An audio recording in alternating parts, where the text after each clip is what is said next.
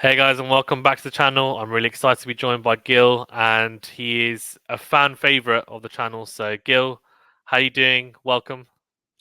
Always great to be here. How's it going? Yeah, all good, all good. I am now looking forward to the grass. I'm here in the UK, and it's probably going to rain, but it's all good. Let's talk about the clay, where the weather was good in Paris for most of it anyway. There were some pretty iffy spells, but you were commentating, of course. First of all, actually, how was it commentating for some of the tournament? I know you said just over maybe half of it. How did you find it, and any interesting stories? Yeah, I mean, it was rainy. I gotta say, I probably called. I did the same thing last year, so this was my second year doing it on Tennis Channel Plus, and I probably called half the number of matches this year that I did last year, just because I had the morning shift, and there were 5, 6 days in a row where it rained for most of that 4 to 5 hour period in the morning. And it was pretty much nonstop from Monday. I know the tournament started on Sunday. Maybe it did rain even on Sunday, but it was like Sunday through Thursday or something like that. So it was a little bit interrupted, but it is always an honor to be a part of that coverage. And unfortunately, going forward, Tennis Channel won't have it anymore. So it was certainly fun while it lasted. Yeah, no. Any interesting commentary booth stories or goings on Mm. that people might find interesting? No, it's not as exciting or glamorous as you might think, Faizan. I mean, I'm in a little studio. It's not all that big, right? It's not, I don't want to call it a closet, but it's closet sized. And there's soundproofing. I have my headset, my box that has talk back for the producer and a cough button so that I don't need to I don't need to keep myself from coughing for 4 hours. And then I have my monitors. I have one monitor on my left, which is the match I'm calling, one monitor on my right, which is usually some other match that I'm interested in. Except I try not to watch that one too much, and then we go from there. Uh, well, it sounds interesting. The coughing thing's something that when I'm on a live stream and I feel like a coughing fit's coming, I'm like, oh no. So it's good you got a cough button. I have to mute myself. People probably But see me, they're like coughing, but I'm not. At least they can't hear it, so it's all good. yeah, It's all good. Cool. Should we get into it then? So we get into the ATP side first, and of course, Carlos Alcaraz took the title, first player in Open era to win his first three Grand Slams on three different surfaces. Incredible achievement. Youngest male player ever to achieve this feat in the tennis period as well.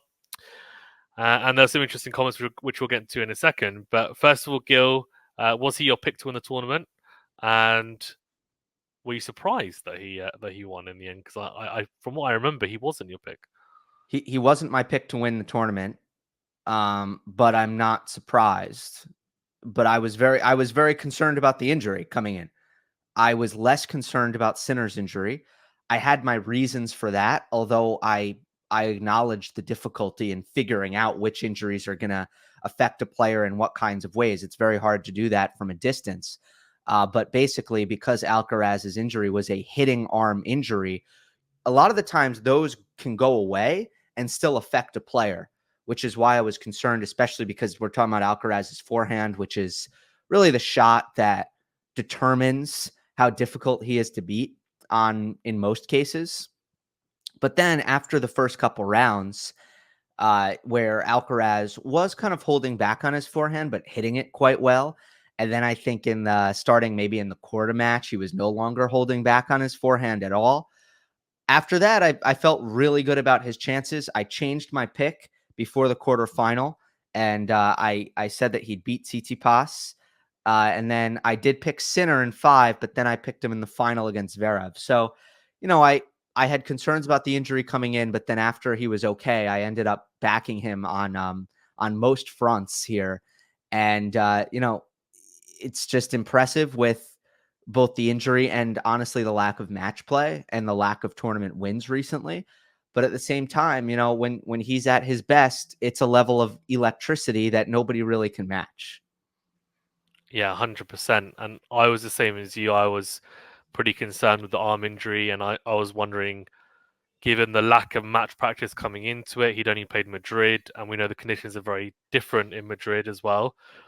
So in my mind, it was, is he going to be able to play, you know, some of his best tennis? And the arm was still strapped throughout, but it didn't seem to bother him at all. So I'm assuming, like myself, and it sounds like you touched upon it, you were surprised that there didn't seem to be any real physical issues on his end, right?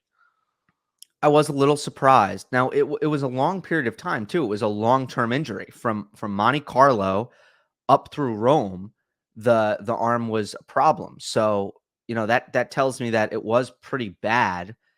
But I think the recovery time, clearly he didn't rush. Maybe he rushed back to play Madrid, but then after that he kind of re-sidelined himself, and they got it in good shape. I mean, it's good to see, because the last thing you want is this becoming some sort of a chronic thing. Especially because, like, Alcaraz, he uses like this super light racket for an ATP player, and sometimes that does worry me with the arm, but at the same time, he might be fine, right? It was something that popped up, and I'm thinking, usually that is pretty tough on your arm to use a racket that light. For a pro, it's pretty rare as well. But great to see him just moving past that. Yeah, 100%. And he definitely brought the fireworks, back-to-back 5 sets with Sinner and Zverev. And look, I mean, there were some interesting comments coming out after, and I'm one of those people that tends to kind of try and back away from all these comparisons. But I have to ask you, because Boris Becker mentioned it and said that he thinks Alcaraz at 21 is better than Djokovic or Nadal or Federer. So I want to ask you, Gill, at 21 years of age, forgetting what they've done obviously in the future, but at 21, if we take a moment in time, do you think he's better than those guys were?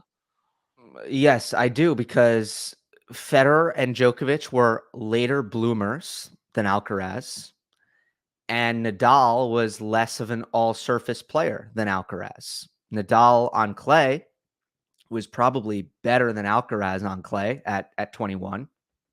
But if you look at the full picture, I think Alcaraz is better. Now, it sounds like this big crazy statement. I just want to also, I think it should be understood that there's a long way for Alcaraz to go before he reaches their level when they were at their peak. So there's still a lot of improvement to be done. So that's like, that's like saying, are you better than Yannick Sinner at 16? A million players are better than Yannick Sinner at 16. He wasn't all that good. He was pretty good, but he wasn't the best at 16. Yeah, But he maybe beat me at 16. he'd beat you at 16, I think. But he wasn't this killer junior player because he got off to a late start. So it's just important to understand that these things don't always really mean all that much. The age comparisons. What's gonna make or break your career is how good are you at 25. 100%. I think, hopefully he stays fit and healthy, and then we can see, we can talk about this in 5, 10 years time and see, where is he, and the rest of the generation as well. And it is obviously seems like we're starting to see what the future might look like with the rest of the players, and that's interesting. Before I move on from Alcaraz, I wanted to ask you about the final and also the Sinner match. And what do you think of the level in both those matches? And were you impressed? Obviously, it was impressive how he managed to go on and win the tournament. Alcaraz, I think, in my opinion, he was pretty clutch in some of the big moments, and his serve also dug him out, especially in the Sinner match. I thought in some, pretty pressure points, especially a few juice games in that fifth set on his serve, and he managed to batter them away, break points. And similarly in the Zverev match, obviously there's a bit of a lull. Uh, how did you see his level in those semi-finals and finals, and generally the level of play from also Zverev and Sinner as well? Well, I thought in the semi against Sinner, it was the most nervous they've been against each other. I didn't really think all that highly of the level overall, but particularly through the first 3 sets. So the third set, both players were kind of a disaster. So that was, quality wise, probably the worst. but entertainment wise, probably the best because it was the pivot point of the match, and there were twists and turns, and you thought Sinner was in trouble, and then he ends up winning it. So that's just a great example of how entertainment and quality don't always align, because third set was both the worst and the best. The first set, I thought Sinner played great, and Alcaraz made a lot of errors, but I thought Sinner was at least moving really well, hitting the ball really well, serving at close to his best. Then there was this surprising level dip in the second set from Jannik that I thought kind of handed things back to Alcaraz. And, I was, that's the one part that I'm most puzzled about, is the second set downturn by Sinner. And I don't know what brought that on or what exactly it was.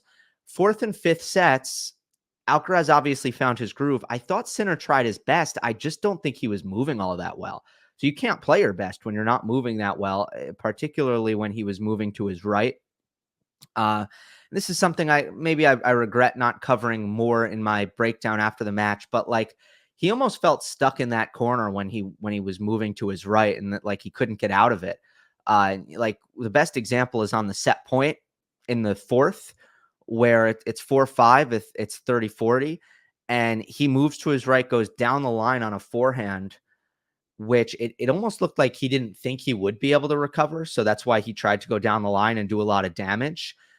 The down the line bled to the middle, and the entire court was open. He couldn't get anywhere near this Alcaraz backhand winner. It would have been a winner 10 out of 10 times with Carlos's eyes closed.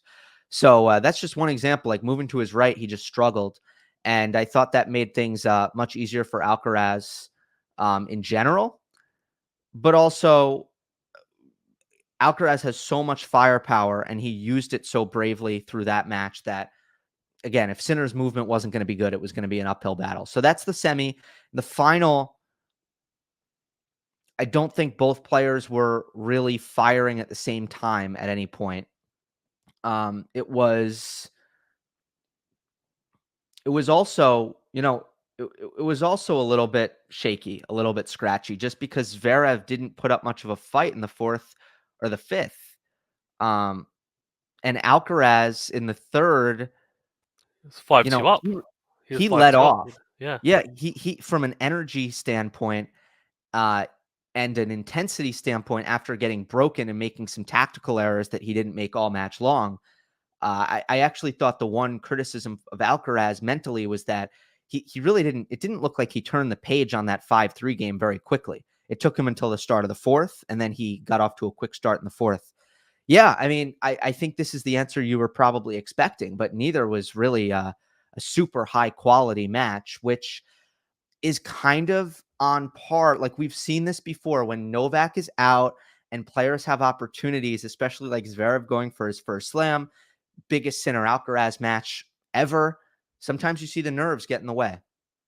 Yeah, agreed. And it's interesting because in the semi-final with Sinner, as you said, it did look like he was struggling a little bit, and his game is pretty much built on his movement, right? His game is all about being explosive, and if he can't move very well, then he struggles, and he's got one of the best running forehands in the game. So yeah, he definitely struggled with that, and you could tell he was trying, right? In the fifth set, he was giving his all. He was throwing the kitchen sink at Alcaraz, and I was impressed, I think, more with, as you said, as a spectacle, the level wasn't fantastic, but had the drama, like you were saying, and especially in that fifth set, even though it wasn't a final set tiebreaker, there are a lot of very close games on Alcaraz's serve. He saved multiple break points. There were some really long juice games, and he Absolutely. managed to just kind of escape from them with some good serving, some brave play from the baseline, and that was really impressive. And then, the finals, Zverev will, I think, obviously be a bit disappointed, but the third set was almost handed to him after Alcaraz was 5-2 up, and then lost 5 games in a row, which is really bizarre when I was watching it. And I just, obviously, Carlos's level just dipped, and Zverev almost on that 5-2 game onwards was like, I've got nothing to lose. I'm not expected to win this set. And then kind of played a bit more freely, almost like how we expected him to be able to play if he was playing near his best. So at least it was good to see him bring that level, which was good.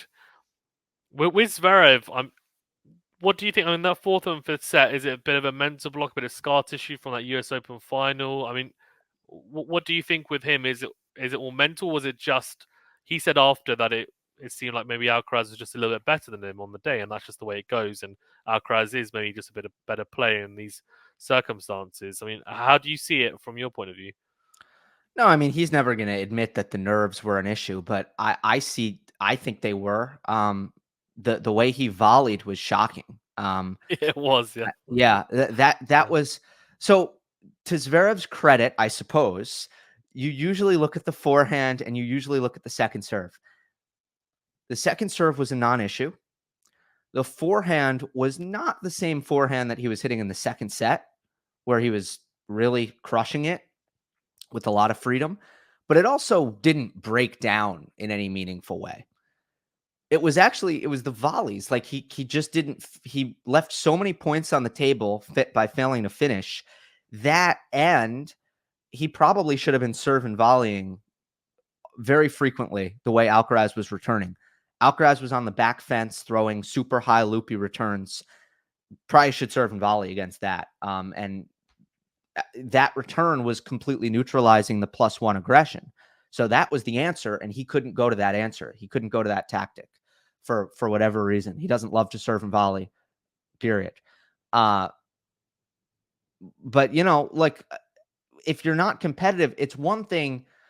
Okay, here's what I'll say. I said something earlier before the tournament. I said I probably won't pick Zverev to win a slam ever, and he kind of needs to win one to show me that he can win one. That's what I said. And then I amended it. I said, you know what? That's not quite fair. If he, in a major final, plays a really great match against a top player and loses, but he was, until the very end, and even when the pressure was on, he was maintaining a high level and showing his best, that will show me that, okay, that's enough. I'm not concerned anymore about the nerve management. But this was, you go up 2-1. He was up 2-0 the last time he was in a major final, and he lost the next 2 sets, winning 3 games, right? So, or did I short sell him? Was it? No, yeah, 6-1. No, it was 3 games, yeah. Yeah. So he win 3 games in the next 2 sets. It's like, of course I'm going to look at the position that he was in mentally. I'm up 2-1. I'm a set away from winning my first major, and then he can't even be competitive. So if you want to say Alcaraz is the better player in that situation, cool, but you're better than 6-1, 6-2, right? Yeah, I agree. It was interesting because and you saying that you don't think he'd ever win a slam did surprise me. I was going to ask you about that, but I think it's a fair point to make that you want to see something from him, right, in terms of level in a final against a top player, a Novak or a Carlos or even a Yannick maybe at this stage on a hardcore Wimbledon wherever, and to say, okay, well, he's played a really good level, but he came up against someone better on the day. But actually, if he were to play someone maybe outside of those 3, he probably wins, right? Potentially. But I think with him, it was definitely nerves and the volleys. I think showed that he had a lot of easy volleys that he missed, as he said, and that was a shame because his volleying can be a bit hot and cold. I know, but these are volleys that he should be putting away in his sleep. A lot of them, to be honest, they weren't tough volleys. And then the forehand, which you mentioned, was actually one of the things that, as you said, didn't really break down a lot, which was good, fine. But I was a little bit disappointed because throughout the fortnight, and even actually during the clay court swing generally, the one thing that I was most impressed about was the way he was hitting his forehand. And in the past, he's been almost safety first, this kind of higher, higher kind of loopy topspin ball cross court. It doesn't really penetrate through the court, can't really hurt your opponent, but he'd go safe. He'd be cautious, and you know, a lot of the times he'd go middle as well. And we saw that in bursts in the final, like he'd go middle, whereas we didn't really see that a lot, and then we didn't see that in the final. In the fortnight even as a whole, he was generally, I thought, being quite brave with the forehand, hitting it really well, being confident moving forward, like being positive with it. And I didn't see that as much as I would have liked in the final. And that was something that there's obviously a disparity between their forehands anyway, generally. But I think Alcaraz just did better in that facet, and that was quite a big facet, I think, from the third set or fourth set onwards. So that to me was a little bit disappointing to see because he clearly has the tools, but as you say, it might be to do with more the mental side actually more than anything. I agree. And in Rome, that's what stood out. You have Zverev, who's flattening out the forehand, big down the line, and just being a powerful player off of that wing. And a lot of people give Zverev credit for his power, but as you pointed out, it's not really his MO. Like he can hit big, but a lot of the times he doesn't. So who cares if you can? Um, I think it's very important that he's threatening on that forehand if he wants to beat top players, if he wants to beat the best. And he did that in Australia this year when he beat Alcaraz in the quarters. He had a huge forehand day, best forehand day of that tournament because he wasn't hitting it big the entire tournament in Australia. And he comes out against Alcaraz, bang! It's like a different shot. And then against Nadal in the first round at Roland Garros, he hit his forehand great. I have not seen him find that forehand in a big match at a slam. Yeah, I agree. And maybe that is the nerves, as you say. So confidence is needed there and maybe a bit of mental work. But yeah, so I guess you're still in the maybe boat with whether he's going to win a slam or not because he didn't show you enough in that final, No, which I think is fair. no. Yeah. He would have needed to play. I even tweeted out, this is where the test begins when he's up 2-1. Mentally, this is where the test begins, especially once you've lost the first. Once you've lost the first set, you're down in the scoreboard. You can relax a little bit. We saw that. But once you're up 2-1, stuff gets real. It's go time. And yeah, he didn't show me. He proved me right more than anything. Yeah. No, I agree. I agree. It was, yeah, unfortunate for him that he proved you right, but Yeah. I'm sure he'll look at himself in the mirror and say, okay, what do I need to do to get there? And I think with him, he obviously wants it so bad, and I th- I think a lot of people would have expected him to have won a slam by now at 27 years of age, given how good he was at 19, 20, for example, but it just hasn't quite been there, and that's the now gen's problem, right? Of the Tsitsipas's and Berrettini's, and obviously Medvedev's won one, but yeah. On Been a long Djokovic, time. so go on. It's been a long time. People have been asking this question, right? Is Zverev going to win a slam? It's been Yeah, that's what I'm saying. Yeah, many it's years. been yeah, exactly. And I feel like the closer he gets to 30, the more it's going to feel like the pressure's going to really heat up because the younger guys are here now, Yeah. right? That's it. Yep. They're no Yep. longer the next gen. They're supposed to be the now gen, but they could be the past gen if these guys come through and dominate. That could really be the case. Um, with Djokovic, what did you think of his level during the tournament? Obviously, unfortunate with a knee injury just before the quarterfinal stage. But if he doesn't get injured, like, what did you think of his level? Could he have gone a bit deeper? What were your thoughts? I thought he was hitting the ball really well in patches, struggling with his movement at times and his balance at times, his footwork. So, you had some inconsistencies within a lot of his matches. But unlike some of the losses that he's taken this season, where he's let those kind of bad spells drag him down and just kind of mentally tapped him out. It was the opposite here, where it was vintage Djokovic in terms of the grit and the heart, the fight. So he dug deep in these matches and, made his opponents earn everything when Novak's back was against the wall. That served him well. And that's kind of what I wanted to see coming into the tournament. I wanted to see a lot of fire and spirit in the way he was competing. And that's exactly what he showed. So even though the tennis wasn't at a super high level, I thought it was a positive showing for Novak. I don't think he would have won the tournament. I don't think first of all, physically, when you play 2 5-setters in a row like that, and you haven't come in maybe with a ton of match conditioning, I think, and you have a knee issue, the writing, I think, was on the wall, whether it was going to be in the quarters, the semis, or the finals. I think the physical part was eventually going to basically hit zero for him, and it ended up doing so in the form of an MRI that showed a torn meniscus, unfortunately. So tough way to finish it. Unfortunate that the injury is so severe, it probably costs him Wimbledon. I wonder how long he was playing with a torn meniscus, honestly, because he said that the knee was bothering him for a couple months. Maybe it was partially torn and then he finished the job when he tweaked it. I'm not exactly sure because obviously it got way worse suddenly in the Cerundolo match. But yeah, I'm not exactly sure of that part of it. The troublesome thing is it doesn't allow him to build on this momentum that I do think he was able to kind of capture during Roland Garros. And now he has to go back to taking the court next time, having not played in a while. But, mentally, I think he showed he still has it. Yeah, I agree. And it was the classic Musetti match against Djokovic where he turns into Roger Federer. But for 4 sets anyway, as you say, 2-1, it gets real. And then with Musetti and Cerundolo I thought was better. He fought harder, I thought, in the 4th and 5th sets. Musetti got bageled in the 5th set, and I'm sorry, there's just no excuse for that.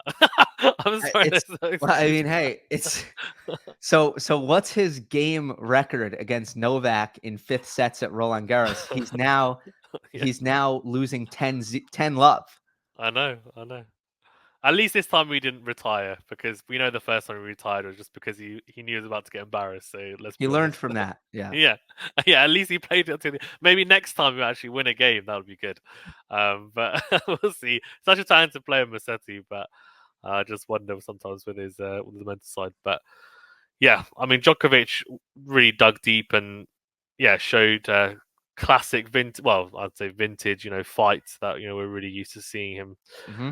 Seeing from him. So yeah, good to see him back and at least battling through. What do you think in terms of the knee injury and everything? Are we seeing a natural decline, do you think, due to age? Are we finally starting to see it this year after a fantastic year last year? Sometimes they say age can just hit you in the space of a second, and then that's it. Overnight you start feeling old. Do you think we're starting to see that with him? Well, this is the first time I can remember anything going wrong in his lower body. So I can recall, obviously, the biggest injury he's had in his career was the elbow in 2017.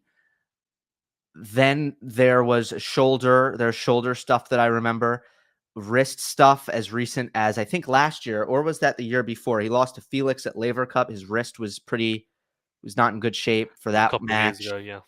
Yeah.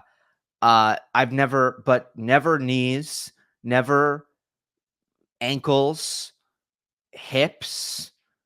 And that's the part. I mean, for Novak, it's just been incredible the way he's maintained his movement.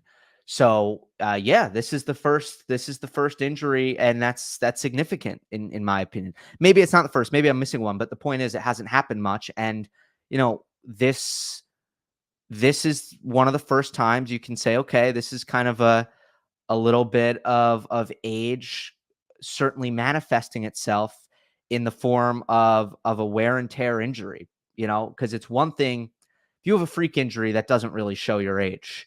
If you have a slip, or you step wrong, or you roll your ankle, something like that has nothing to do with age.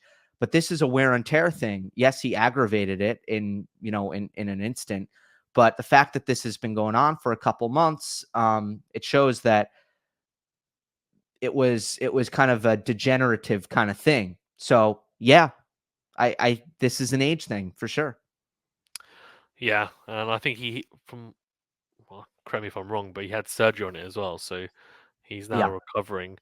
it's So it's not hopefully, sorry, go on. as bad or as difficult to recover from as ACL or MCL Yeah, surgery. It's not even yeah. close, but No, it's yeah, not. it is surgery. Yeah, ACL is horrible, and MCL, those are really major injuries. Meniscus tears, I guess, is a bit smaller level. So I think the recovery is supposed to be 3 weeks. So I guess it just depends on whether he's fit enough.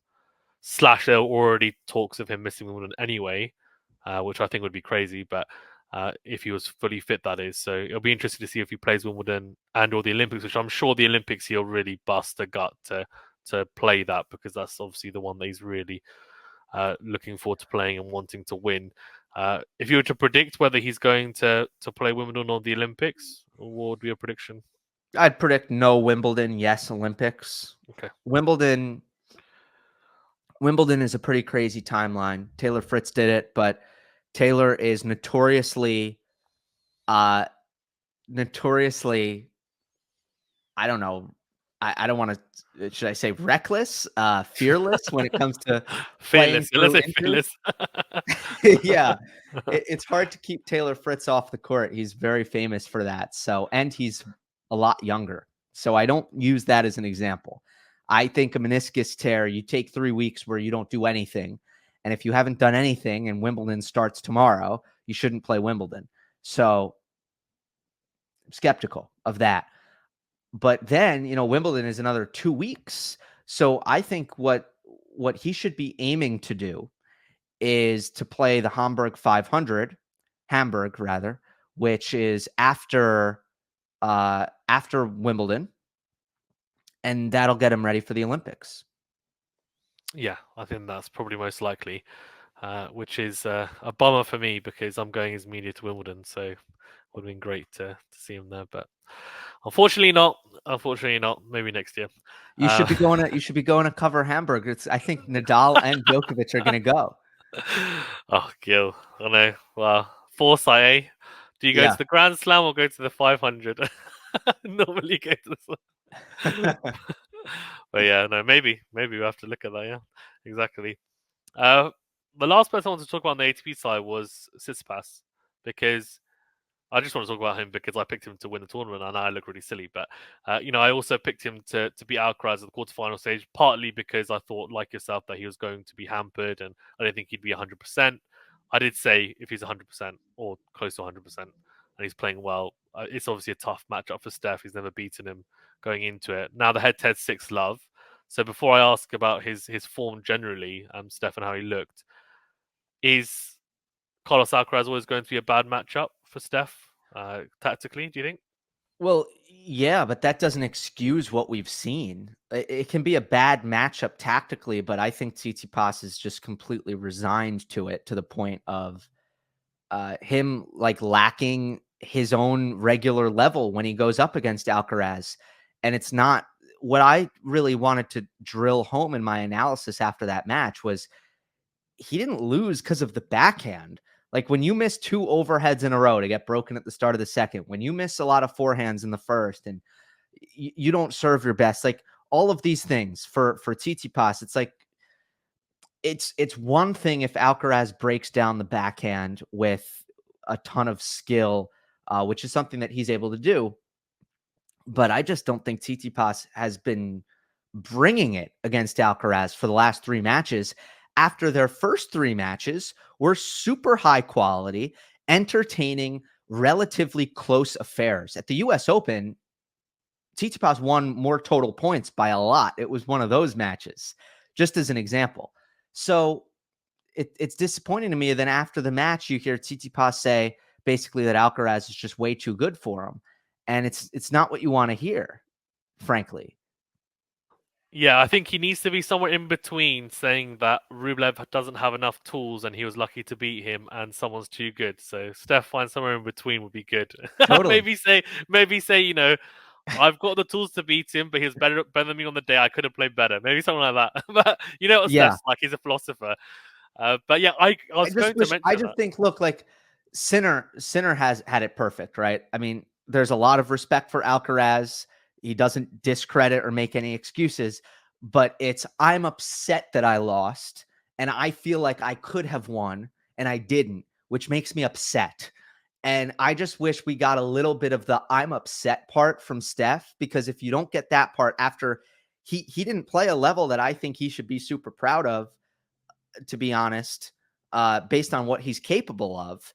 But he didn't seem upset about that at all, which makes me think like he just takes the court. He took the court that day for that quarterfinal without really expecting much out of himself, which to me is a little bit of a problem. Yeah, it's interesting. Last year he said about, was it like sleeping pills or something, and he said, "Oh, I took them the wrong time," and I was That's what he hoping, said. please, Yeah. I was hoping, please don't make some sort of excuse like that this time. But it was interesting. I did listen to his press conference, and like in fairness to him, some of it was quite mature, like the way he analyzed it. He was saying I hit a really high quality ball coming into it. I was really confident that I was going to win. or be able to cause him problems. But his quality of ball is better than mine. And then he did go on, as you say, to say, look, I think it's when he says things like, when I see his level, I know that's what I need to like aspire to be. And every time I play him, I just think, he's such a high level, and I'm like, this is great, this praise, and I get that. But what's happening is when you start putting players on a pedestal like that, like how a lot of players, I guess, would say Novak and Rafa and Roger, they did the same with those guys. Then you start psyching yourself out, thinking I'm not good enough to be able to beat them. Right. And even subconsciously, if you go into it and he's saying to us, "Oh, I'm playing a really high level," but then as soon as it doesn't start going his way, he goes into, "Oh, actually, it's because he's too good." So Right. that's And fine. like, if let's say Arthur Feast said that, or João Fonseca said that, somebody who is kind of still looking to build in a big way and they're young, that's great. Like, when you play a top player and you're at that phase in your career, you should say that's where I need to get. I'm inspired by that level and that's my goal. Tsitsipas is 25. He's beaten world number ones. He's finished in the top 5 multiple times. Not to say he can't get any better, and he does need to try to get incrementally better, but he's not at the phase of his career where he should be playing anybody and thinking, well, I need to try to achieve that level. He is capable on clay in particular of absolutely elite stuff. And I think he should be demanding of himself that he gets to that level when he plays Alcaraz, to at least put up a great fight. And again, it's a lot of it is how these matches go. It's not that Tsitsipas is losing, it's that he's not finding ways to be competitive. And I do think he's too good for that. I wouldn't be critical of a play. Like, look, if this was, I don't know, if this was Hubert Hurkacz on clay against Alcaraz, we wouldn't be like, Hubie, man, what are you doing? You got to be competitive. But it's a guy who, to me, has shown that he should be competitive against Alcaraz on clay. Yeah, I agree, and it's almost when he speaks as if he's the younger out of the two, Yeah. and it's like you do realize Alcaraz is a lot younger than you, and you know he should be. I'm not saying he should be looking up to Tsitsipas, but you should be trying to be like, I'm gonna older brother you, right? Because I've got more experience and I'm bringing that to the table. But I agree on clay, he has an elite game when he's playing at his best. So that's why going into, I thought he was playing a really high level, won Monte Carlo. Even the quarterfinal loss to Jarry, I think if Jarry's playing really well, and he's pounding the ball, he can beat anyone. He played really well in the end. Of course, made the final. But yeah, I think he didn't. The showing wasn't quite good enough. So hopefully, either he plays better next time against Alcaraz and really brings it, or maybe he just avoids him in the draw. Because if he avoids him in the Well, draw, then yeah, I mean, I genuinely think if he faced anyone other than Carlos, maybe if he'd faced Novak, it could have been a similar story. But I feel like he would have, had a better chance mentally anyway against them. yeah, well, the big losers of the draw were Andrei Rublev Yeah, for getting Tsitsipas in his draw. It didn't matter. yeah. Uh, but then Tsitsipas Fourth was the round. other Yeah, big loser of the draw, getting Alcaraz in the quarters. So I thought it was funny that the two people who I think were probably most upset about their draw were actually like in the same section and upset for different reasons. yeah, exactly. It was crazy. A potential fourth round of Rublev and Tsitsipas. Shame we didn't get it, but maybe it just wasn't to be. Just to wrap up on the ATP side, Gil, then what was your favorite match to watch then? Which one do you think stood out to you? Good question on the ATP side. Not the easiest, right? Let me go through this a little bit here. It's a lot of five Definitely. setters. Well, it definitely was nothing in the quarters. Djokovic. Yeah, it was probably it was probably Djokovic Cerundolo. Hmm. That's got to be my pick. I mean, as you said, Cerundolo didn't go away. He was in that match competing hard the whole time, and never dropped off too dramatically in his level. Djokovic too good in the last 2 sets. The only part about that match was like it was just so late, and I personally was experiencing like a ton of head fog over the course of that match. But other than that, like it was probably the best. Yeah. Yeah, honorable What do you shout think? outs. Zverev Runa was quite good. I thought Runa they had a seven. There was 7-5. They traded 7-5, 7-6 in the third and fourth sets. Then set up a decider that was pretty good. But the fifth set was a bit one sided as well. I think Rune just tailed off a little bit. But Okay, how about this? Best finish to a match was definitely ooh, Runa Kabali. yes, that was a That 10 point fantastic one. tiebreak. That was probably one of my most enjoyable viewing experiences of the entire tournament. Just the end of that match. I just didn't watch that entire five Yeah, setter, yeah, yeah. but the end was glorious. Yeah, I mean, Cavoli's not a bad player, is he? No. He's come to the forefront this clay court swing, and obviously Rune's been struggling a bit with form, but he does fight till the end. So that was a fantastic match to watch, and definitely a great fight from both players. So yeah, 10-7 in the deciding tiebreaker is good. We had another one, I think, which was Zverev Griekspoor, but that was 10-3 to Zverev, so it wasn't as competitive. The tiebreaker kind of put him away in the end pretty well. But yeah, in terms of overperformer, who do you think did well? Can be happy with themselves, give themselves a pat on the back as they go home from Paris. It's the two like hardcore guys. They've been great this year, but they've never done so well on clay. Dimitrov and Demonor. Yeah, So yeah, those are the two guys who overperformed. I mean, I knew that Demonor. I felt like I knew it. You don't know anything, but yeah, I thought he'd have his best Roland Garros ever, mm, and his best clay court season ever. Just the fact that he got stronger, he was hitting the ball heavier this year, and just playing at such a high level. You just kind of knew, okay, he's not going to lose in the first two rounds like he has been. yeah, And then Grigor, I wasn't sure about because he didn't have his momentum was a little bit stunted by the clay swing. After Miami, he didn't really have a great result, so I wasn't positive about Dimitrov. Now he owns the Hurkacz head-to-head, which I kind of overlooked in my preview. That was my biggest mistake. I should have put Dimitrov in the quarters, not Hurkacz, because I did have them playing, and for some reason I felt a little better about Hurkacz there, but I neglected their head-to-head head to head. dominance. Yeah, yeah. Yeah. Um, They're really good friends as well, aren't they? They're really good friends. Yeah, well, I don't know. Maybe if they replaced the lady, we would have had a different result. But Yeah. Oh, that has got to be the funniest moment of the tournament. oh, Considering absolutely. considering how like generally like how like just really polite and just an incredible human being Huberg actually seems to be, and then suddenly just to lose his cool and the way he said it as well, like he didn't even seem angry. It just seemed like he was just making a point. It just seemed really strange. And Dimitrov definitely looked at him as if to say, "What is happening here?" Like, he had no idea. I think he had a. I think he went over after the change of winds and just had a quite word like, "Hubert, you probably shouldn't say that. Like, probably should do that again." That's probably out. Yeah, I'm really curious to know what Grigor said there, but it was unreal. Yeah, I mean, he was acting like this was totally a normal course of action. Like he was like, "Hey, G, you want to replace the lady?" Yeah, And it's like, yeah, "What?" yeah. Like Like if it's a you're normal Dimitrov, request. Like it happens all the time. Hey, just switch it out. It's fine. you're right. It's rolling subs. Right, and he wasn't even saying the umpire, so I don't know if Dimitrov knew what he was talking about at first. It's like, "What are you saying?" That was really, really funny. But anyway, I don't know I don't know if I had other points to make about Dimitrov, but career quarterfinal Grand Slam too I for know, Grigor. amazing. Yeah, yeah, it's Yeah, fantastic incredible achievement. accomplishment. So, yeah, Demonor and Grigor.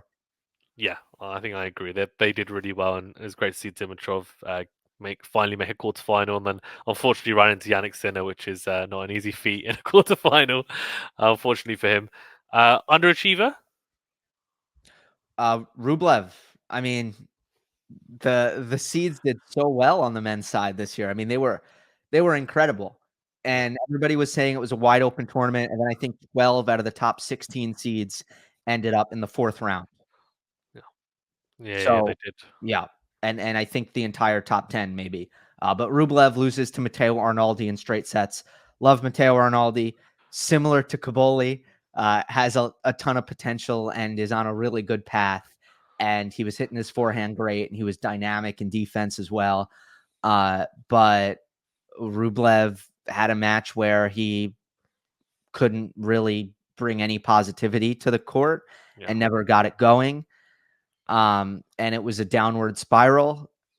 So certainly after Madrid winning the title there, you knew, because he was so ill in Madrid, the expectations should have been nothing for Rome. So of course he wasn't going to do well in Rome, because eventually that catches up to you. But at Roland Garros, I think there was definitely a higher standard for Rublev, especially considering how consistently he has been making quarterfinals at majors, something that he deserves a lot of credit for. Unfortunately, he didn't really have the draw. I don't think, he had Tsitsipas in the fourth round. He didn't, and then it would have been Alcaraz. So he didn't have the draw to make his first major semifinal. So I suppose if you're a Rublev fan, you can at least take a little bit of solace in that it wasn't this huge missed opportunity. But nonetheless, disappointment from Rublev. Yeah, 100%. And Matteo Arnaldi was played really, really well against Tsitsipas in that first set. In the next match after, Yeah. I mean, he was playing phenomenal tennis. So the level there was, I was watching it thinking, whoa. So a shame he couldn't carry it through, but he was a set and a break up. So definitely one to look out for. And he's obviously been doing some good things in here before that. Should we go to the women's side? Sure. Yeah. And Iga Swiatek, it's just Iga versus the rest of the field on clay at the moment, isn't it? She's won 21 matches in a row at Roland Garros. The last time she lost was in 2021. So that's 35 out of 37 matches won. That's only 2 losses, which is just phenomenal. Won her third straight Roland Garros and has won it 4 out of the 6 times she's entered. So, yeah, not too bad to go.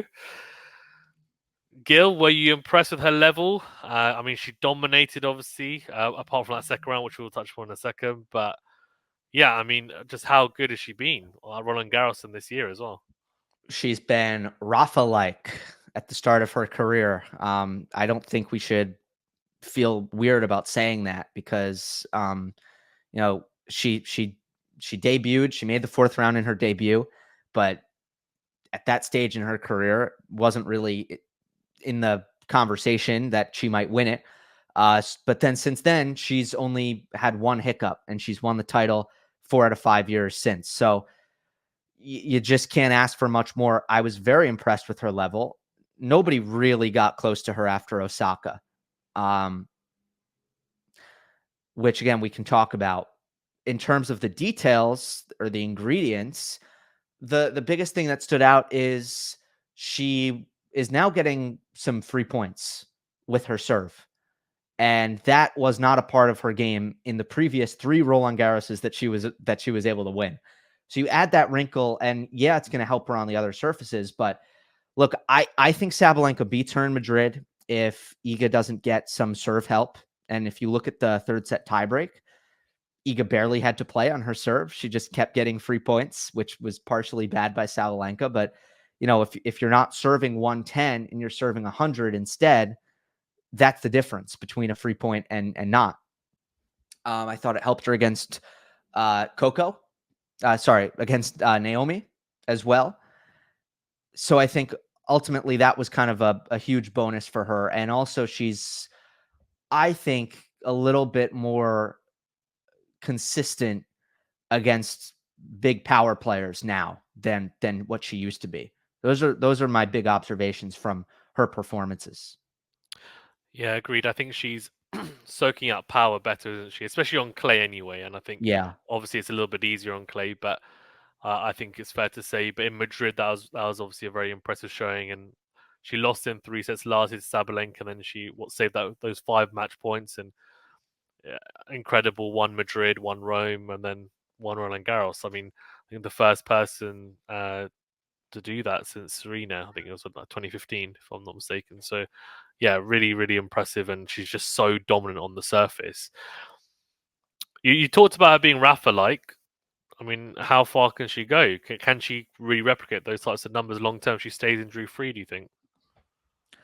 Yeah, I mean, I'm never gonna. Longevity is just the part of tennis that is super difficult to predict. You can try to look at signs and figure out, okay, are you a super physical player? Are you not? Are you, are you super tall? And does that make you more injury prone? Like, you can look at that stuff. The part for Iga that I think will be challenging from a longevity standpoint is not the physical side from everything I've seen. It's actually the mental side. She's someone who I think does experience a lot of stress when she competes. We saw that all coming out like after the Osaka match. She's on the stretcher table and she's crying. And one thing that I think some of the players who have been exemplary in terms of longevity, they have had a little bit of a more relaxed personality and a relaxed approach to being on tour, which I do think it helps in terms of lasting power. So an example is Federer. And Roger gave a commencement speech at Dartmouth University recently, and he talked to the students there. And one of his life lessons that he wanted to tell the college grads is life is bigger than the court. And obviously, he says court, but for other people, it might be their job or the office or whatever. But he says life is bigger than the court. And he even said that one of the reasons he was able to play for so long was because he made sure that life was bigger than the court. Just an example.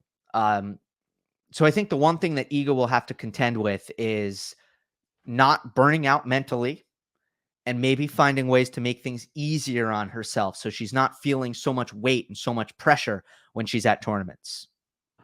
Yeah, I agree. I think with her, if she stays fit, it's going to be about the mental side. And yeah, it was interesting that moment after the Osaka match where she cried on the table, and obviously it was just like a release of emotion. And then, I mean, how impressive was it mentally for her to have save a match point in that match and then come back mentally to dominate the way she did? I mean, to reset Gill. I mean, how hard would it have been to do that? She's she's won so many more tough matches recently than what she had done in her previous stretch of dominance. Like, if you look at her 2022 dominance versus what she's done in the last 6-8 months, it's something that she's just improved in her game. She's not panicked as much when somebody is pushing her and level with her, where I do think she used to be like, what's happening? Like, why am I not dominating? She it used to kind of get to her, and now she's comfortable in that zone, that battle mode where it's like, yeah, I'm not separating myself from my opponent, but I can live here. So yeah, she's resilient now. She doesn't lose her game plan or her tactics as easily as she used to, and she's comfortable in those pressure spots. Now, what she needs to show long term, Faizan, is that the slam results can match up to and equal the 1000 results. And this goes back to the pressure that I think she puts on herself, because there's right now a pretty big gap between her Masters 1000 success rate and her slam success rate, especially when you look at how often does she take a premature kind of early loss in the first several rounds or the first few rounds. That doesn't happen at Masters 1000s. It just doesn't. But it has happened at slams. Obviously, you look to the mental side for an explanation for why that might happen. Although she has had some tough draws, she's faced some bad matchups opponent-wise. Like Linda Noskova, I think, is a pretty bad person to play as early as she played her on a quick court like the Australian Open. But that said, she's winning a lot of tough matches. That's great to see. She needs to now, I guess, translate that into the kind of major consistency that, honestly, like Aryna Sabalenka has had in the last year or so. Yeah, I agree. Sabalenka's been super consistent, hasn't she, at slams? And Yeah. yeah, Iga, I think at Roland Garros she's been incredibly consistent. Obviously, won it a lot of times, but the other tournaments maybe not so much. Obviously, the other Grand Slam she's won was the US Open in 2022. So beating Jabeur in the final there, and that was quite an easy one for her. But Mm-hmm. I think I do think the rest of the field on hard court and grass, there is obviously there's a bridge. There's less of a gap between herself and the rest, and potentially could even say that she's not a top of the field on hard court and grass, whereas on clay, I think she's clearly the one in front. And the Masters 1000 tournaments wins. I guess on grass you don't have a Masters 1000 tournament, so it's tough to say on grass for Wimbledon. But I agree. Like for the Australian Open, US Open, her results generally should be better. If she's not winning them, fine, but at least she should be getting to consistently quarterfinals, semi-finals, like finals, like that. That should be that. And I feel like when she makes the final stage, she very rarely loses a final anyway. So that's probably a good place for her to be. But she didn't play that well at the no, US Open when she won it. no, So she could really use like a more convincing slam victory. And it's coming, by the way. Like it's coming soon. But she could really use that outside of that US Open title where she had a pretty cushy path and then a Jabeur in the final who didn't play very well. So yeah, I agree. And it'll be interesting because you know, I'm kind of looking at who can close the gap on her on clay, and then also on the other surfaces. I'm coming to Wimbledon. I'm thinking, you've got Sabalenka and Rebecca, and I feel like they're in front of her. I think in terms of grass court players, personally, I don't know what your thoughts are on that. How she yeah, translates onto grass, because her forehand just seems. She seems a bit rushed. It seems a bit awkward for her. The lower contact point at times, and she's such a great mover, but she doesn't move the same on grass. yeah. No, that's totally fair. I mean, the results would flesh that out. Certainly. I thought the Cornet loss, if there's one player that she's lost to that doesn't make a whole lot of sense, it's probably Elise Cornet at Wimbledon last year. Somebody who doesn't do any of the things that usually trouble Iga. Yeah. You'd expect someone with power, right, to just hear off the court, and then you say, "Fine, fair enough." And that sometimes would happen. We talk about the similarities between herself and Rafa, and that would sometimes happen to Rafa at Wimbledon, right? Yes. Justin Brown or Kyrgios and those types of players, and that Lucas would happen. Rosol. Exactly, yeah, Rosol, exactly, and they would just hit him off the court, and then you'd almost just have to say, "Okay, fine, they've hit me off the court, and what can I do?" Like it's a quicker surface, and he'd struggle with it and he'd fight, but and maybe that will be the case for Iga, but there's no reason why she can't get to grips with the surface enough to go on and at least win it once. I would say I think she's too good a player. Yeah, and remember how also keep in mind how the surface changes by the end, and It it's gets not slower, yeah, quite as low bouncing. So she's never gotten herself to that point. 100%. Yeah, exactly, 100%. On the match with Osaka, then I mean we'll talk about my favorite match a bit later as well, and that I think has to be it for That's me. it. But Yeah. I mean, a phenomenal match, and it was so good to see Naomi. I mean, she's never, even before she had her baby and like the break, I don't think she's necessarily been seen as a very good clay courter. I think that's fair to say. Her results will probably back that up. But to see her play the way she did against Iga in the second round, to have a match point, I mean, it's phenomenal to watch, and it was I was almost in disbelief watching. I thought, maybe she could have a close set against Iga, fine, but she'd probably lose in straight sets, or even if she took a set off her, fine, but it might be a close one, and then the next two Iga would dominate. But she just played so unbelievably well. So I wanted to ask you first of all, what do you think of the match? Were you surprised by Osaka's level, and what does this mean, I guess, for her going forward? I was really happy to see Naomi play like this. I thought what was missing from Osaka's mentality throughout the year was just a little bit of defiance and expectations for herself. Like she seemed a lot happier, but I wasn't seeing a ton of fangs from her at the same Edginess, time. yeah. Yeah. But I felt I've never seen Naomi show so much positive emotion than she did here, in at least in a very long time. Then not only positive emotion, it's easy to be positive when everything's going your way. Things were not going Osaka's way in this match.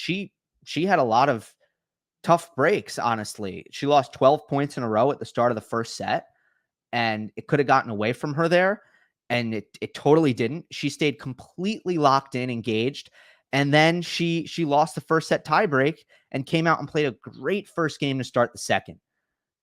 Osaka, when she was not going well, like I remember when she lost to Leylah Fernandez at the US Open, she would lose 3 points in a row and it looked like her puppy died. You know, it was like she went dark really quickly on herself. And that was a problem. I saw none of that. So that was the biggest thing. But obviously, the ball striking is just ridiculous. It's just pristine. She's just cracking the ball into corners, absurd timing, unbelievable acceleration on the forehand. The backhand is like super hard to read. You never know which direction she's going with it. Serve is, in my opinion, the best serve since Serena. So all of that stuff is amazing. I also thought that she was sliding pretty well at times. I mean, it wasn't like she's not Mrs. Defense out there, but I saw some good sliding from her as well. Yeah. No, I agree. Her ball striking is phenomenal, and there's something about the way she hits the ball. It's the sound. There is a distinct sound when she hits the Agreed. ball, and I remember watching it and just thinking, "Wow, I really missed this." Like just being able to see it and just see her compete the way that she was, and she's a phenomenal talent. Obviously, already won 4 slams, but it was great to see her go head to head with Iga and say, "Look, this is your favorite surface, but I'm going to push you and I'm going to make you really earn it." And that's exactly what she did. And with the men's, we said, a lot of the seeds obviously went through, and at the start, everyone was saying, "Oh, the men's is going to be crazy. Everyone's going to drop out, and it's going to be a who's going to win it. We don't know. It's going to be random." And for the women, it was almost like if Osaka wins that, that's what could have happened. It could have been chaos. It could have been absolute chaos in the draw, because Iga, she just went through everyone else after that. But after Osaka wins there, you're like, okay, what happens here? It just goes crazy, and that was what was worrying in my head when the match point came up. But Iga did Well, phenomenally well what would to have recover. happened, Faizan? I mean, I don't would know. Paolini takes the title? Yeah, I don't know. Maybe Paolini. I mean, how far does Osaka go? I mean, I have absolutely no idea. Sabalenka obviously was ill against Andreeva, so I think that doesn't change. But that other half, what Swiatek, she played Goff as well. So Goff, right? We could have had a Goff Osaka semi-final. That would have been Probably great. the Like, most likely title winner yeah, is Goff if yeah, Iga loses that match. yeah. And I mean, on Coco, is Iga just a terrible matchup? What do you think? Because she's only been there once. I think it's was it 11-1 now or something? So 11-1. She beat her once in Cincinnati just before the US Open. Is that just a horrible matchup for a Gill? Oh, for sure, but it's not. Well, first of all, a couple things. One, I don't get the Tsitsipas sense. The Tsitsipas Yeah. Alcaraz. Coco's not okay with losing Yeah, at all. she's not. She's not. She's Yeah, not. And you can see that she's not only from her emotions and all that, but also from her tactics. Like she tried something radically different tactically, and her forehand wasn't up to the task of executing those tactics. Like she tried to up her risk profile, and she tried to be more hit bigger off of that wing, and then the shot wasn't up for it, and she ended up missing way too much on her forehand. But hey, I mean, I like that she's trying stuff. I think that's good. um I think the biggest problem for Coco is she just doesn't really rush Ego when she's playing her normal game, and you just have to.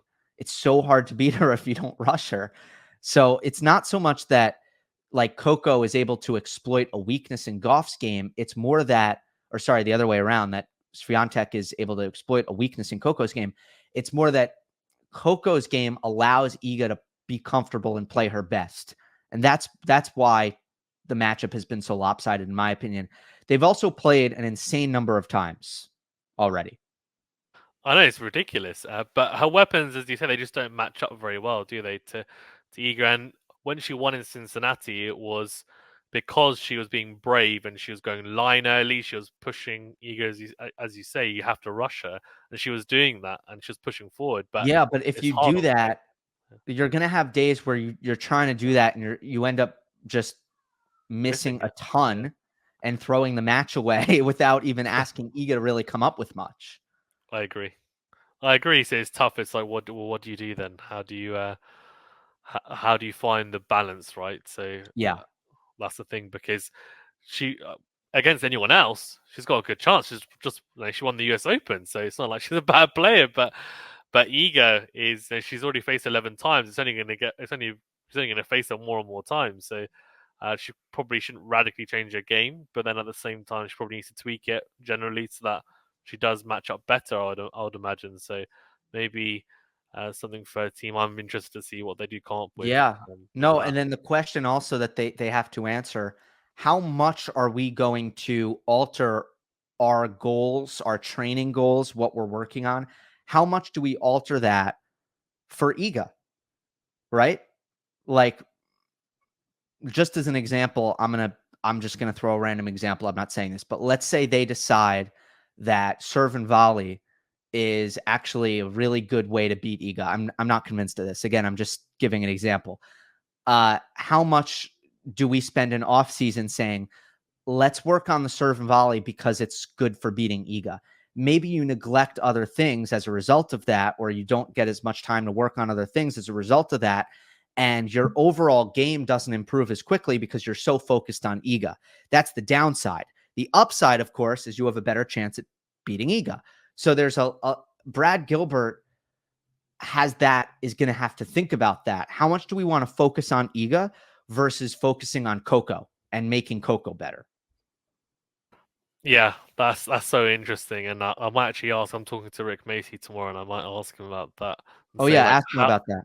how often do players, like, if you're a coach, how often do you tell your player, okay, you've got a really bad matchup here. Do you sacrifice, as you say, like the other aspects of someone's game in the off season and say you're just going to focus on this, or do you actually say no, we're not going to focus on one player because that's Yeah, not, it's also just up to the. It's also though it depends on the coach player of course, relationship. yeah, Right. You can go to the player on that, but it's also the coach needs to decide what's best for the player. I mean, especially if you're a young player in Coco, Brad Gilbert, total veteran of the game, he's been he's been studying pro tennis since way before Coco was born.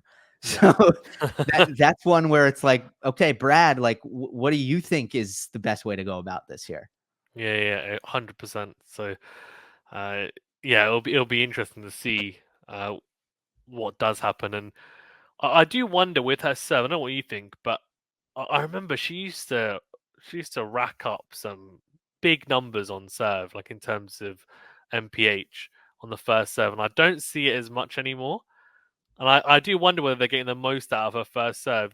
Surely there's something missing. I feel like obviously they've maybe toned it down a little bit so that she makes more first serves because she's struggling with the double faults, but as well for a period. But like she almost had, like, it looked like she was gonna have almost like a Venus Serena Massive. type serve. Yeah, Yeah, and it totally. hasn't, like, for some reason it's not What about happened. last summer? Did you see?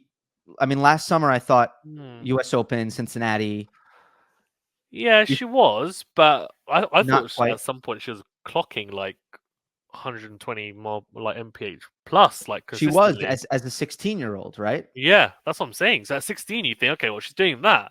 Like, surely it's either it's going to get either she's going to hit it bigger as she gets older, or she gets more consistent, but with the same MPH. But I feel like it's dropped off a little bit, and she has got more consistent. So I wonder why there's been like a, maybe not a decline, because obviously she's probably improved with the spin, etc. But there's been maybe a plateau in that. So No, I, um, I agree with that point. And I'm looking at ace rate right now. It looks like she's one, two, three. She's 10th among top mm, 50 players in ace rate. Look at the players that she's next to, though. Ostapenko, Krejcikova, are the two Ostapenko. players. Wow, Yeah, interesting. right. You'd think that she'd be above those players and more Yeah, in like the Sabalenka range. yeah, Uh, Coco's ace rate is 5.4%. Sabalenka's 7.9, up there with Samsonova at 7.9. yeah. Is Yeah. it top Rabakina at the top, is she? So the top is Pliskova at 10.8, Pliskova. Okay, yeah, fine. and then Garcia, and then Rybakina. Oh yeah, Gossi is, yeah. She Yeah, serves. she hits a lot of aces. She does hit a lot of aces. Yeah, she does. He does. Yeah. No. But the Yeah. point, It's she interesting. needs more confidence in her second serve. 100%. Yeah. Yeah. Yeah. 100, and that's maybe why she maybe takes a bit off her first serve to make sure she makes it. So I that, believe because she doesn't so. have the confidence in the second serve, right? Because Yeah. she doesn't want to hit a lot of second serves, which no one really wants to hit a lot of second serves. But if you're confident in hitting it, then you don't Yeah, have to but worry too some much about people it. are okay with it. Like Yeah. I think Berrettini is okay with it, That's true. Yeah. right? That's true. Yeah. Hurkacz, I don't know if he's Yeah. okay with it, but he certainly goes for the lines on his first serve. He does. He does. He goes big. I love it. Wish I had those guys serves. When you're a tall guy, Gill, all you think about is, can I just serve like that guy? But You wouldn't need much else, Faizan. You'd win your club matches. I know, honestly, when I've got a relatively big serve for club level, but I just think, oh, I can't just make it a bit bigger. Just make it a bit bigger, please. Just consistent. That's what it is. Consistent. These guys are just so consistent. But yeah, no, it's on the women's side. Yeah, I mean, fantastic from Iga, and yeah, I mean, if you were to say, look, we know everyone right on the WTA tour who's been doing well on clay, who hasn't been doing well on clay. If you're just saying in the next few years, who would you pick if you had to pick maybe one or two players who you think could really challenge Iga at Roland Garros? Who would they be? Hmm. uh, well, I'm gonna try to go outside of the box, Yeah, right? Because I think Sabalenka and Rybakina and Goff, we kind of know what they're gonna be yeah, on clay, and I don't think they'll ever. Maybe they'll get some wins over Iga, but I don't think they'll actually ever really match Iga on clay. So I'd like to think about young players who maybe have a chance to do that. And I think, Andreeva's progress is something to track without a doubt. She is seventh in, I'm looking at ELO right now. No, she's sixth. She's sixth in clay ELO and she's 17. All right. That's something. yeah, I think Zheng Qinwen yeah. is someone who has a lot of potential on clay with her extreme grip, her big forehand. I still think her serve can get a lot better. She's a big, strong athlete. She moves well and doesn't defend well. Maybe she can work on her defense. So that's another one. She's laying us Um, down at the moment, Gil. She's one of our favorite players, but she's not quite cutting, is she, at the moment? Zheng. Yeah, yeah, Yeah, well, let's give her some time. The Australian Open final might have, sometimes those kinds of runs don't help a player. They yeah, actually can hurt for a little bit just to try to, I don't know, you're trying to live up to that yeah. after that, and it's pretty hard to do. Yeah. So I still give her, I'm patient, just like I'm patient with Jack Draper. Jack, I actually talked to one of his former coaches. When I release it, I'll send you the link. We Oh, talk a please lot about do. Jack. Yeah, Please do. That'll be very fascinating because, at this point, a lot of people are accusing me of British bias. yeah. You're not even British. Yeah. What I'm saying, I'm American. What are you guys talking about? Oh no, Jack! I love Jack Draper's game. We'll talk about him another day. But yeah, Okay. no, he's really good. But yeah, on okay, so Andreeva, yeah, she went. Although what I will say is Rebecca, you said Rebecca, but the last time they played was in Rome last year, Yeah. and obviously Iga retired at 3 on the decider.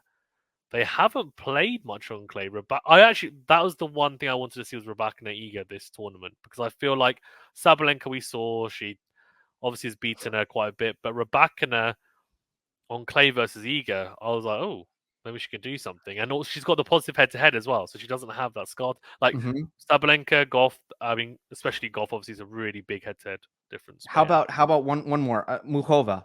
I mean, yeah, I hope she stays fit. That's the issue, yeah. isn't it? Yeah. I mean, that's always it's always the thing. But honestly, for me, that's the most upsetting thing about women's tennis right now is Karolina Muhova's health.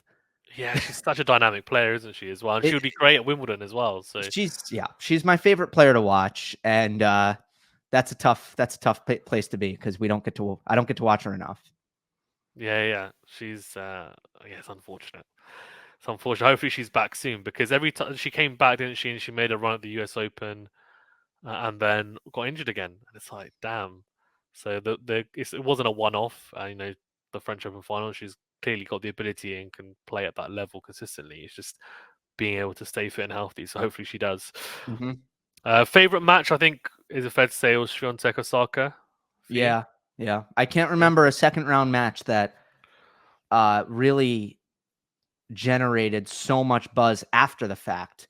Now, Yeah. going in, people were certainly excited going in, and it was a high profile match, but there wasn't that much expectation that it was going to be a great match. But after it happened, it was all anybody wanted to talk about. Yeah.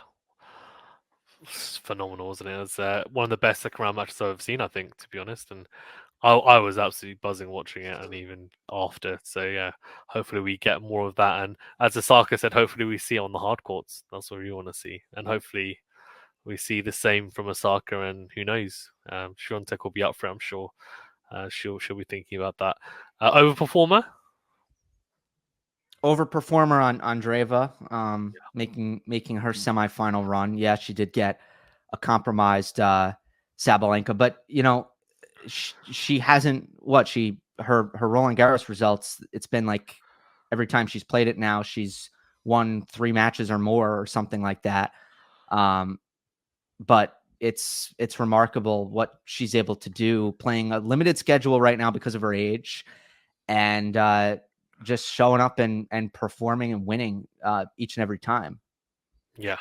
I mean, look, Paolini has always been a player who elevates herself on clay, and then she has the Dubai title earlier this year. So as much as nobody would have predicted her to go to the final, I don't think she's as much of an overperformer as Andreeva making the semis. 100%. 17 years of age as well. It's phenomenal. Underperformer? Is it Sakari, or has this happened so many times recently that it's no longer underperforming?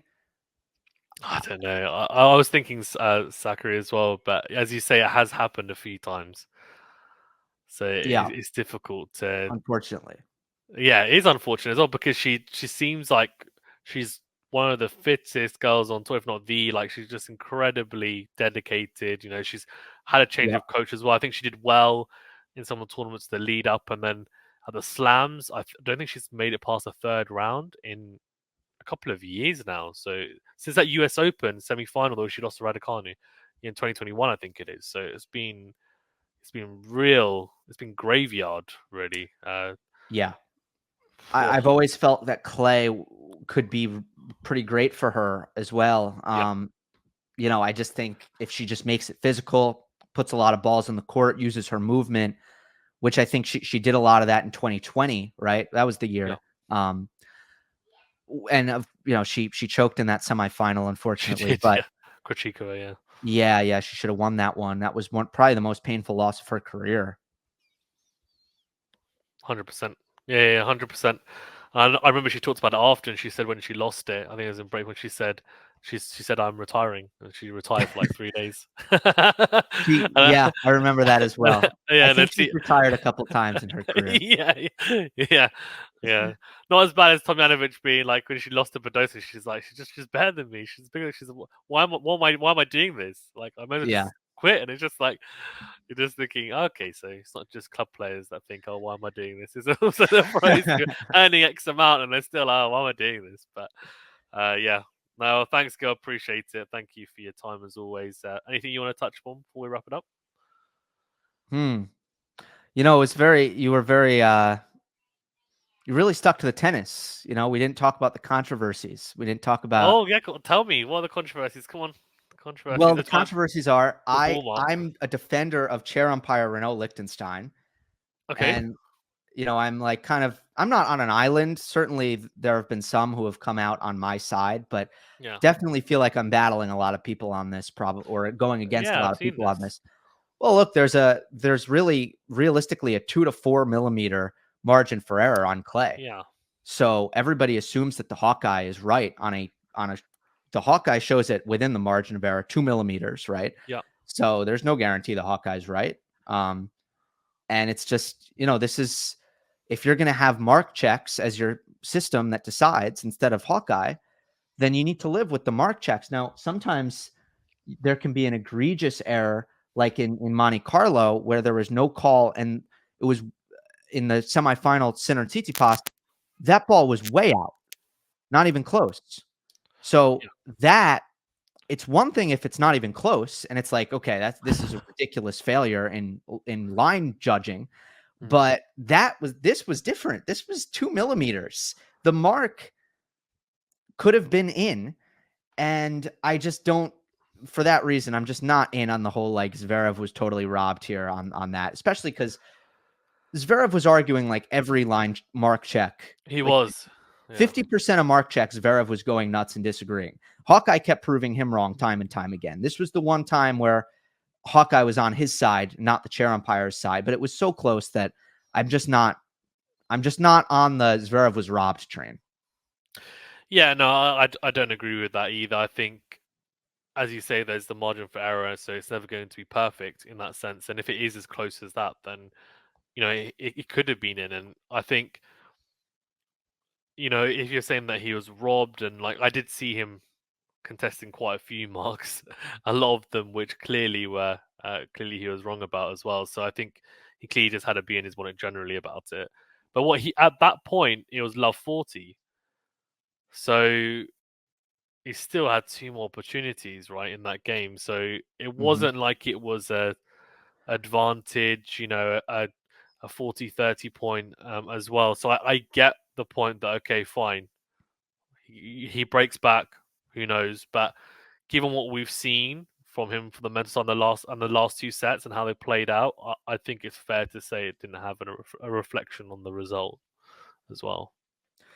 Yeah, no, there's definitely that aspect of it as well. And then the other thing is just the courts. Like the players seem to not really be enjoying the courts second week, and I just think I don't think anybody was really moving all that well. And it looked slippery. The clay, it looked too dry. And I don't know what was up with that, but that was the other controversy I haven't considering what seen happened to Novak. Alcaraz get as annoyed as he did at a chair umpire as he did in the final, where he basically said to the chair umpire, he's like, "This is supposed to be a clay court. It's like, this is ridiculous. It's like a hard court." Now, from my understanding, I could be wrong. It's to do with them putting clay on the court and sweeping it every. So I think they used to do it at a higher regularity in prior years, but this year they haven't because Novak made a similar comment saying that he was slipping on the clay courts because like it wasn't like he was saying the courts were just not fit for purpose basically. Yeah, He's that like they I'm were slipping. uneven, that they were Yeah, too dry. Like I don't know. The courts just didn't seem at least Philippe Chatrier. I'm saying the courts, but yeah, I guess we're only talking about one court. yeah. Yeah, it seemed less than stellar. So Yeah, so they got to I look at do. that. Yeah, I do wonder because they were talking about the commentators about a rule change with the sweeping, and I do wonder if it's to do with that, um, and how much clay they're putting on. I know they do it every set. They were doing it, but in the past, I think they might have done it every few games of the changeovers. So maybe that was it. But and it would make sense because if there's less clay, then it would play more like a hard court, which is exactly what Alcaraz was saying. He's like it's like a Mhm. hard court, and it's supposed to be playing. He's like we're playing a Grand Slam final on a clay tournament, and they're playing like a hard court. In fairness, he was losing at that point, 2 sets to 1, or I think it was like in the third set where he was losing. So maybe it could have bled in a little bit of frustration, but he clearly was also upset that the court wasn't playing the way they I'm should have. surprised Sinner didn't complain because he looked like what's the term? Everybody says I'm a cow Bambi on on, ice skates. I think Sharapova yeah, I was said gonna say that. yeah, Bambi on ice skates, yeah. Yeah, yeah. He looked like that sometimes. So anyway, just didn't want to end the show without getting in the hot topics that they're all fighting about on the Instagram comments and the Yeah. TikTok replies and all that. Yeah, yeah, the hot gossip on the interwebs. Yeah. Yeah, 100%. It's very interesting actually. I do wonder because obviously with grass and with hard courts it's different. You don't have the clay aspect where you put on clay and take off clay and water it as etc. So it is just Gotta okay. This is manage the it. court. Yeah. Yeah, exactly. And so if the court is the way it is and you're not happy with it, well, that's fine. But there's nothing we can do about it in the interim, right? Whereas clay courts, you can do something with it. So it'll be interesting and. Yeah, we'll see how the Wimbledon courts play. We can talk about that when we get closer to the time. Yeah, thank you, Gil. I appreciate it. I really appreciate you being on as always, guys. Obviously, as always, which I'm pretty sure you already have. Do go and subscribe to his channel and also podcast as well. Monday Match Analysis, I think it is on podcast platforms. Mm-hmm. Gil Gross on YouTube, and also you can find him on. Well, it's not Twitter anymore; it's X, isn't it? X, and I don't know. Are you on Threads? It's on the new Instagram I'm one. not on Threads. No, you're not on Threads. Yeah, I'm trying it. I'm trying to do more Instagram.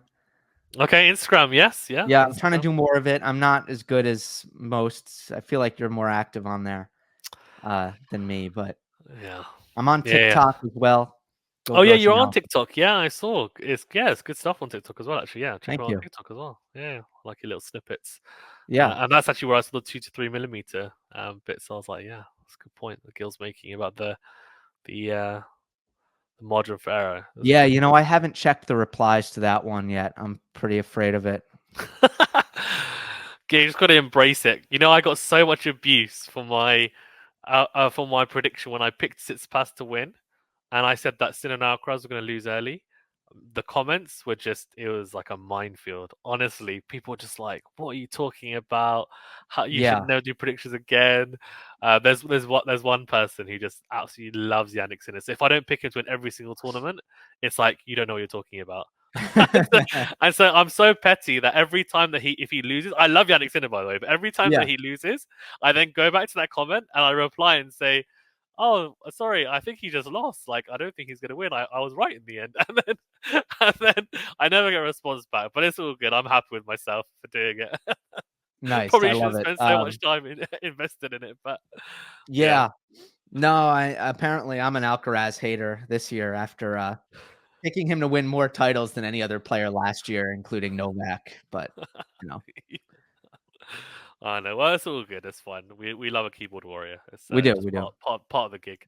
Yeah. Yeah, thanks, Gil. Appreciate it. And guys, yeah, speak to you soon. Also, like, subscribe if you haven't done so already to our channel. And if you're listening on a podcast platform, leave a review if you don't mind. Helps us out a lot. And yeah, have a good rest of the day. Thank you, guys. Always a pleasure. Take care.